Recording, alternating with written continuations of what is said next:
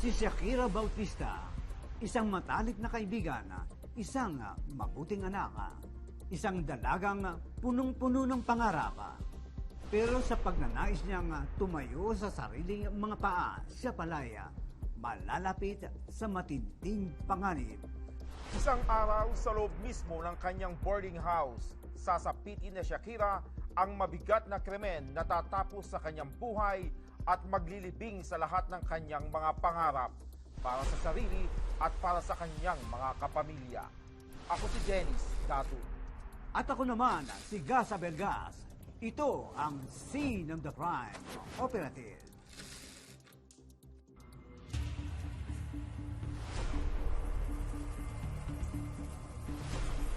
Malakas ang lagaslas ng tubig mula sa gripo. Sa sahig, nagkalat ang bahid ng dugo. At sa isang kwartong nakakandado ang pintuan, tatambad ang isang karumalduman na krimen. Ang biktima, isang 21 anyos na dalaga. Kalat-kalat na gamit, duguan, kalat-kalat na dugo sa kwarto at yung biktima ay naliligo sa sarili niyang dugo. Siya si Shakira Bautista, mas kilala ng kanyang mga kaibigan sa pangalang Ira. Maabilidad at determinado sa buhay si Ira. Hindi man nakatapos ng kolehiyo, buo ang kanyang loob sa hamon ng buhay. Nakausap ni Dennis Datu si Rich, dating employer ni Ira. Anya, maaasahan daw at madaling turuan ang dalaga. Si Rich, paano napunta sa inyo si Shakira? Paano napunta sa pagiging personal assistant sa inyong milk tea shop? Bali si Shakira, nakilala rin namin niya sa isang kakilala lang din, parang ni-refer lang. Pre, eto na si Ira. Yung nabanggit. Nataon na mga time na yon, pandemic days yun. May milk tea shop pa kami before. Tulungan lang natin. Naghahanap ng trabaho yung bata. Willing ka bang matuto? Oo naman po, sir. Kahit anong trabaho, kaya ko po yan. Nagulat din kami, parang willing siya na mag-stay in, na kahit doon na lang daw siya sa shop mismo matulog. And then, nakitaan siya ng asawa ko ng potential na pwedeng mahulman niya. Dahil madaling makasabay at matuto, naging tiwala at panadag ang loob nila kay Ira. Sa katunayan, trinato nila na parang nakababatang kapatid si Ira. Kaya nga sa pagbubukas ng iba pang negosyo, kasama nila ang dalaga. Ira, may good news kami na ate mo sa'yo. Magtatayo tayo ng bar. Wow, talaga po ba? Tulungan mo kami sa operations ng kuya mo, ha? Oo naman po, ate. Anong pagkatao ni Shakira? Siya ba ay matulungin, masiyahin? Mahilig ba siyang makihalubilo sa mga tao? Masayahin, tsaka may pagkamataray. Lalo na sa iba kasi hindi niya tinuturo sa kanya. Siyempre pag sa mga empleyado, hindi ka pwedeng masyadong maluwag. Lalo pa silang napahanga kay Ira na malamangan siya rin pala ang sumusuporta sa mga nakababatang kapatid. Gusto niya talaga maging independent na tataguin niya yung sarili niya. Tsaka yung lately lang namin nalaman, yung siya na rin pala nag-back up sa dalawa niyang mas batang kapatid. Kasi panganay siya. Kung may maibibigay siya, maibibigay niya. Pwede po ba ako mag-advance? Madalas bumali. Mag-advance para, yung pala, para sa mga kapatid niya. Napapadalas, Ira, ha? Bakit? Saan mo gagamitin? Field trip po kasi ng kapatid ko eh. Kailangan na daw pong bayaran. Okay, sige. Batid nilang ang pagpupursigi ni Ira ay para sa kanyang mga pangarap. May iba pa siyang pangarap din sa buhay. Gusto niya mag-aaral, syempre. Para gusto niyang maging matagumpay sa buhay niya para matulungan niya rin yung mga kapatid niya. Yan yung mga... Kaya lahat ng pwede niyang matutunan sa amin, talagang inaaral niya. Halos 2 taong ding nanunuluyan si Ira sa takanan ng kanyang employer. Pero isang araw, nagpaalam ito na bubukod na ng tirahan. Siyempre hindi siya pwedeng magdala ng bisita. Dahil baka may boyfriend na siguro siya noon o yung mga tropa niya, hindi naman niya pwedeng dalhin doon. So, nagpaalam naman siya ng maayos. Ate, kuya, gusto po sanang magpaalam. Oh, Aalis ka na? Hindi po, mahal ko po yung trabaho ko. Gusto ko na po sanang bumukod ng tirahan. Bakit naman? Medyo nahihiya na rin po kasi ako eh. Malaking tulong na po na 2 taon niyo akong pinatuloy dito sa bahay niyo. Gusto ko rin po sana na tumayo sa sarili kong mga paa. Ikaw ang bahala. Baka sabihin mo naman na hinahadlangan ka namin sa self-growth mo. sa akin naman papayagan kita. Pero huwag kang malilate sa trabaho mo, ha? Opo, kuya. Ako pa. Magme-message naman po ako pag malilate ako. Ang napiling lipatan ni Ira, isang boarding house sa barangay Pinabuhatan na Pasig City. Ang kanyang naging pribadong espasyo, isang kwarto sa ikatlong palapag ng building. Kaya naman niya, nakikita mo. Kaya niya. Oo. Kasi nagsisimula na siyang mag-ipon ng mga kailangan niya sa bahay niya, paunti-unti. Tulad na may lutuan siya, alam mo yun, yung mga basic needs natin sa bahay. Hindi niya inaasahan na ang silid na ito ay mistulang magiging hukay kung saan maililibing ang kanyang mga pangarap. Sa loob ng ilang buwan, naging maayos ang karanasan ni Ira sa naturang boarding house. Yun nga lang, nag-iisa ang banyo sa 3rd floor ng building. Kaya madalas nag-aantayan ang mga tenant sa paggamit nito. Ay, naku. Ngayon pa may sumabay. Malilate ako na ito. Pero ang tila simpleng problema na nag-iisang CR, magiging mitya pala ng kalunos-lunos na trahedya. June 8, 2023, pasado alas 11 ng umaga, araw ng Huwebes. Noong araw rin yun, inaasahan nila Rich na sisipot sa trabaho si Ira. Pero kasi yung mas maaga pa, papasok na siya sa amin dapat. Which is mga 11:30 nag-message siya na papasok na siya. Bumalik lang daw siya ng bahay nila kasi naiwan yung phone. Pero paalis na daw ulit. So, expect namin by 12 to 1, nandun na siya. Kasi Pasig lang din naman. And then, di na namin siya naramdaman. Message lang kami na, uy, nasan ka na? Ano ba talaga? Pasok ka ba o hindi? Wala silang kamalay-malay na hindi na pala nila muling makikitang buhay si Ira. Yung tumawag ng madaling araw, sabi nung isang tao namin, may nangyari nga daw, tapos may tumawag daw yung Soko, tumawag daw. Pinatay daw si Ira. Nagulat din kami. Madaling araw eh. Kumbaga parang alauna na madaling araw na namin nalaman. Nang mga sandaling iyon, tila nawalan daw sila ng nakababatang kapatid. Bigla at syempre bigla rin siyang napaluha talagang. Devastated yung pakiramdam niya. Pero syempre sa kanya, babae, ang bigat nung sa loob niya na bakit nangyari kay Ira yun, na ayun yung katuwang niya sa lahat. Ayon sa Criminal Investigation Unit ng Pasig City Police, isang lalaking nakatira rin sa nasabing building ang nakadiskubre sa krimen. Sir, paano nakarating sa inyo yung informasyon? Na-discovery po ito ng isang witness na si Mark Vasquez.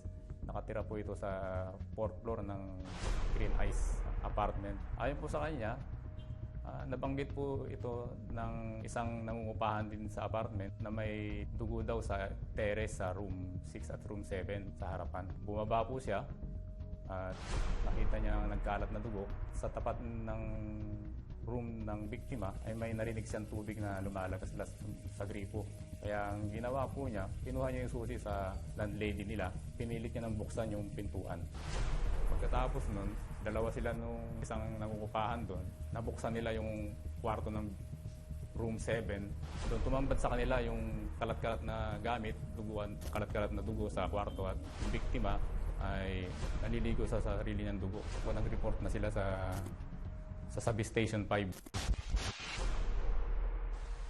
Si Shakira, natagpuang tadtad ng saksak sa loob ng sarili niyang kwarto.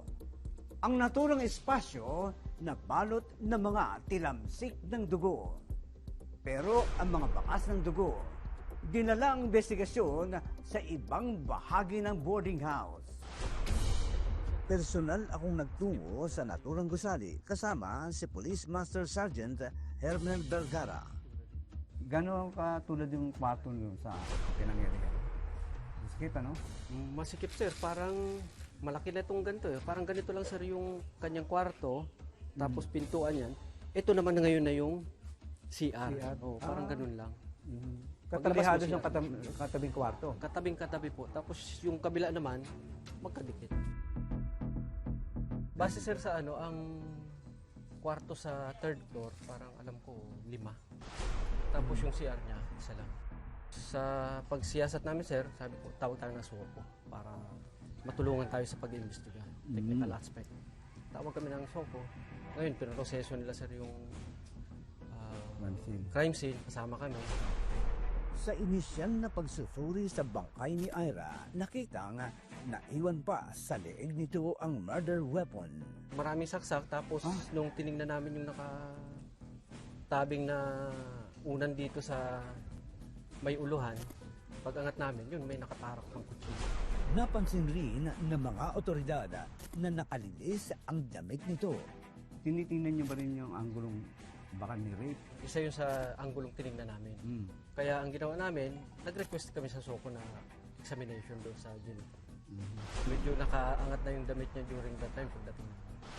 Sa post-mortem examination, naitalang nagtamo ng 25 saksak sa iba't ibang bahagi ng katawan si Ira. Gayunman, walang nakitang sugat sa ari na naturang biktima. Base sa naging resulta, sir, walang rape na nangyari. Sa pagsisiyasat ng pulisya, hindi rin lumabas ang anggulo ng robbery o pagnanakaw dahil wala namang nawawalang gamit sa kwarto ng biktima. Pero sino nga ba ang responsable sa kamagtumal na krimen? Ang posibleng kasagutan natagpuan ng mga otoridad sa kwartong katabi lamang ng crime scene. Pero ang pinagtatakahan namin, bakit yung kabilang kwarto bukas at marami ring dugo? Ngayon, pag silip namin, sir, sa kabilang kwarto, may nakita kaming picture. Yung company ID. Mark! Doon sa loob ng bahay, doon sa kabilang kwarto, ang pangalan niya is Jumar Ligado. Yung ID nakasabi. Kami nakatira dito? Yes, sir. Si Jomar po yan. Pero may kasama pa siyang isa eh. Yung kuya niya, si Kim. Yung probinsya niya, alam mo ba? Ngayon, sinabi ko doon sa, ito ba yung mga nakatira dito? Oo, sir, pero may isa pa yan, tsaka isang bata. So, sabi ko, alamin natin kung taga saan to. Dahil sa naturang sirkunstansya, ang magkapatid na Jomar at Kim Lagado na nakatira sa katabing kwarto ni Shakira naging persons of interest sa nangyaring krimen.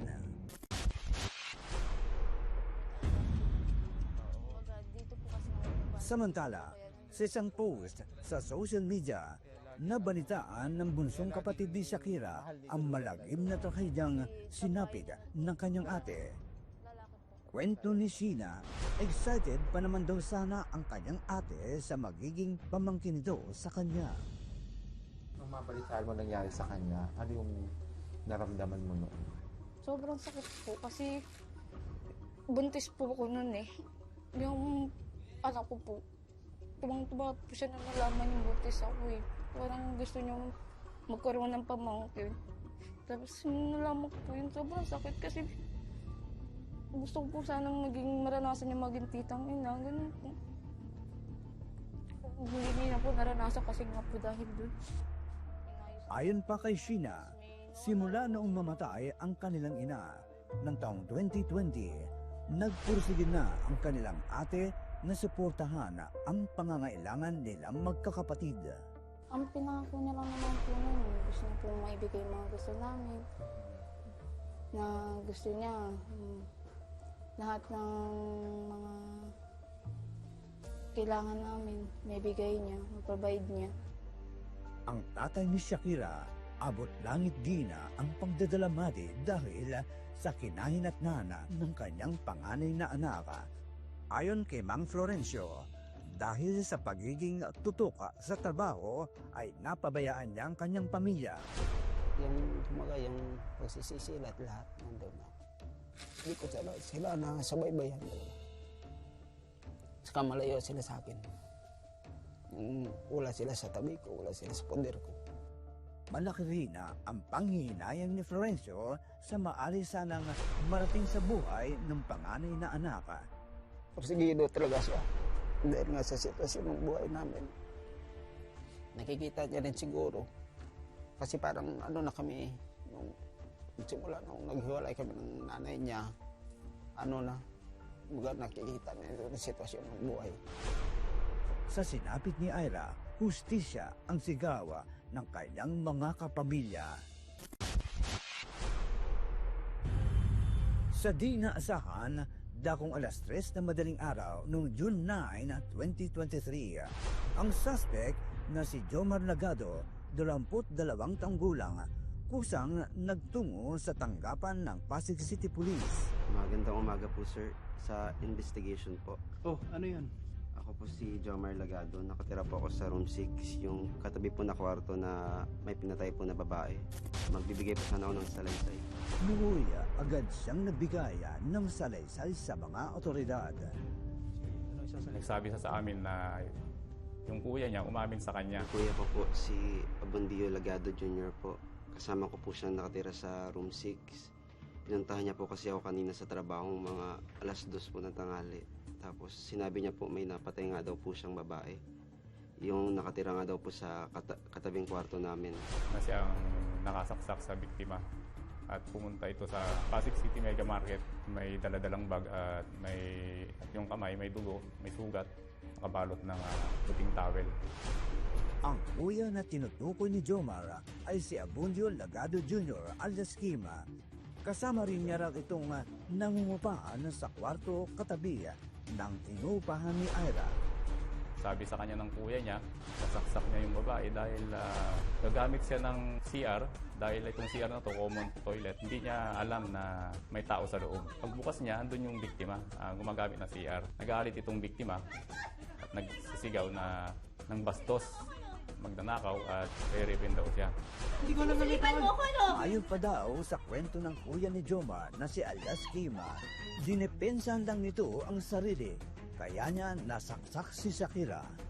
Ang sabi niya, pinagtanggol lang daw ang sarili niya dahil lang itong biktima, pagkatapos siyang pagsabihan ng bastos, nagnakaw, pumasok ito sa kanyang kwarto at kumuha ng kutsilyo.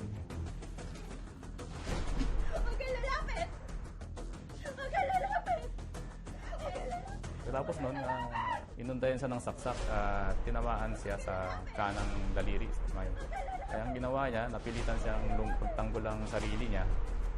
Lumaban siya at pambuno sila sa kwarto hanggang sa natumba sila pareho na pahiga at naagaw niya yung kutsilyo. At doon niya na pinagsasaksak yung biktima.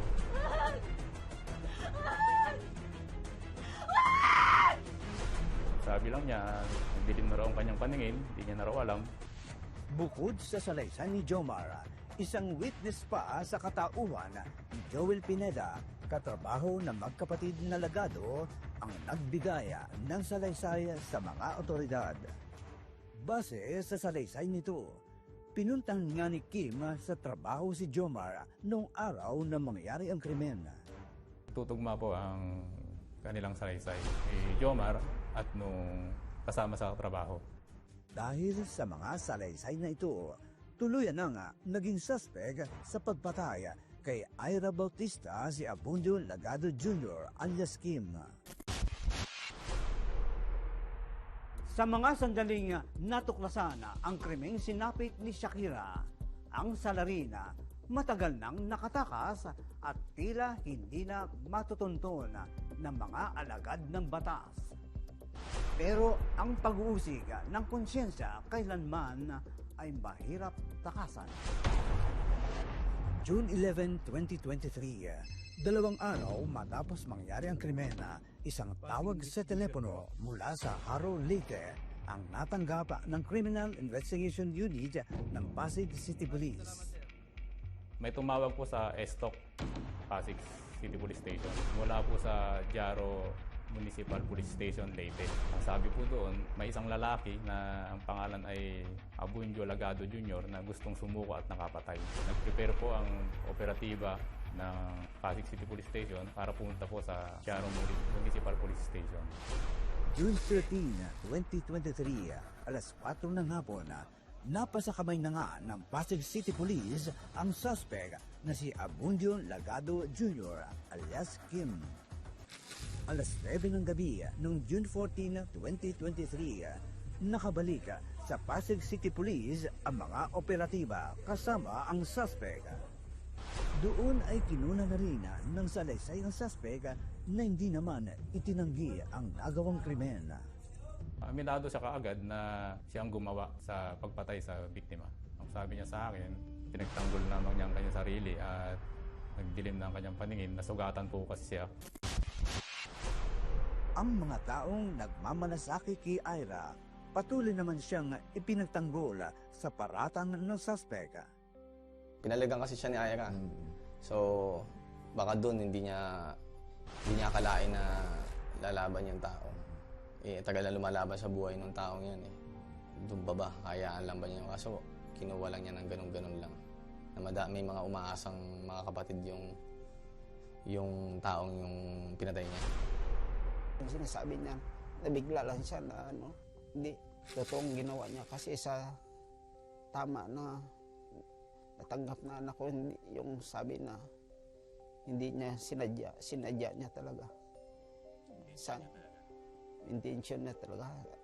Samantala, base sa mga nakita sa crime scene at sa salaysay ng mga testigo, kasang murder ang isinampa sa suspect sa Pasig City Regional Trial Court, Branch 166. Murder po ito dahil isa po itong taking advantage of superior strength. Ito po yung isang qualifying circumstance ng murder dahil at sa dami rin po ng saksak at babae po yung biktima. October 16, 2025, matapos ang mahigit 2 taong pagdinig sa korte, natulang guilty sa kasong murder si Abundio Lagado Jr. alias Kim na may parusang habang buhay na pagkakabilanggo. Sa kasalukuyan, nakapit na sa New Bilibid Prison sa Muntinlupa si Abundio Lagado. Sinubukan namin siyang hinyana ng panig subalit tumanggi na siyang umarap sa amin. Samantala, nananatili pa rin ang pangungulila ng mga kapamilya ni Ira. Sa sobrang pagmamahal ko po sa kanya, kaya pinangalan ko po sa anak ko na Maria Ira po. Parang yun na lang din di pumalit sa ate ko. Kasabay nito, mariin pa rin ang kanilang galit sa taong pumaslang sa kanyang ate. Sana mabulok siya habang buhay. Pag sa niya yung nangyari sa ate ko. Kasi hindi niya man lang siya naawa kay ate. Sobrang sakit ng ginawa niya sa aming pamilya. Kasi nga, mabait niya yung ate ko eh. Si Mang Florencio naman humingi ng tawad sa kanyang mga naging pagkukulang kay Ira. Sana ko, humingi ako ng pasensya kung totally hindi ko lahat na ibigay sa iyo yung panindigan yung pagkamagulang ko sa iyo. Kung may pagkukulang ako, humingi ako ng kapatawaran. Yan ang masabi ko sa kanya. Kasi sana kung magkasama tayo, hindi sana nangyari yung sitwasyon siguro.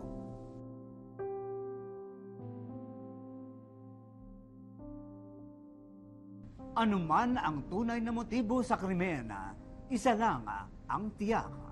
Sa sinapit ni Shakira, hindi lang buhay ang kinitil, kundi ang mga pangarap para sa isang magandang kinabukasan. Sa bawat krimeng tulad nito, mananatili ang sakit sa mga naulila ng biktima dahil kailanman hindi maibabalik ang buhay na nasayang. Ang tanging konsolasyon nila, ay ang makamit ang ganap na hustisya. Ako si Dennis Datu. At ako naman, si Gas Abergas. Magandang araw sa inyong lahat.